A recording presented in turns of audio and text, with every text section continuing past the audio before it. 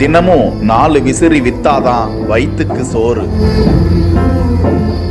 என் பேர் ஹரிகிருஷ்ணன். ஒரு இரவாஞ்சேரி. இந்த இரவாஞ்சேரியிலேருந்து இந்த ஊருக்கு 15-20 வருஷம் ஆகுது. 20 வருஷமாக நான் விசிறி மட்டையை தாக்கு போடுறதா, மழை காலத்தில் புடை கட்டுறது, வெய்ய காலத்தில் விசிறி மட்டை கட்டுறது, இப்போ மற்ற எல்லா நாள்லேயும் சாக்கப்படுறா போடும்.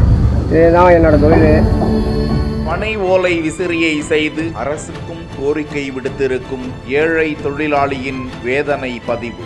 ஒரு நாளைக்கு 5 மட்டை 20 மட்டை கட்டலாம். இதுக்கு நான் ஒண்டியாக செய்ய முடியாது. வீட்டுக்காரங்களை ஒத்துழைக்கணும். ஏன்னா அடுத்த ஜாமான் எடுத்து கொடுத்தாதான் நான் உட்காந்த இடத்துல கட்டலாம். பழங்கால் வழி வந்து போயிடும். திருவாரூர் மாவட்டம் எரவாஞ்சேரி பகுதியை சேர்ந்த ஹரிகிருஷ்ணன் திருவாரூர் கும்பகோணம் செல்லும் தேசிய நெடுஞ்சாலை அருகே மனைவி, மகன், மகள் ஆகியோருடன் வசித்து வருகிறார். ஆரம்பத்தில் சித்தாள் வேலை செய்து வந்த நிலையில் கண் பார்வை குறைந்ததன் காரணமாக கோடை காலங்களில் பனை ஓலையில் இருந்து விசிறி தயாரித்து அதனை நெடுஞ்சாலையில் செல்வோரின் பார்வைப்படும்படி வீட்டு வாசலில் வைத்து விற்பனை செய்து வருகிறார். இதற்காக இவர் விடியற் காலையில் சென்று சிறிய பனங்கன்றுகளை தேடி சென்று அதில் விசிறி செய்வதற்கு ஏதுவான ஓலைகளை வெட்டி வந்து தனது மனைவியின் உறுதுணையுடன் அதனை காய வைத்து விசிறியாக தயாரிக்கிறார். ஒரு விசிறி 25 ரூபாய்க்கு விற்பனை செய்யப்படுவதாகவும் அதனையும் பேரம் பேசி சிலர் வாங்குவதால் தங்களுக்கு உரிய லாபம் கிடைக்கவில்லை என்றும், இந்த விசிறி செய்வதற்கு தயாரிப்பு பணியும் உடல் உழைப்பும் அதிகமாக தேவைப்படுகிறது. கோடை காலத்தில் மட்டுமே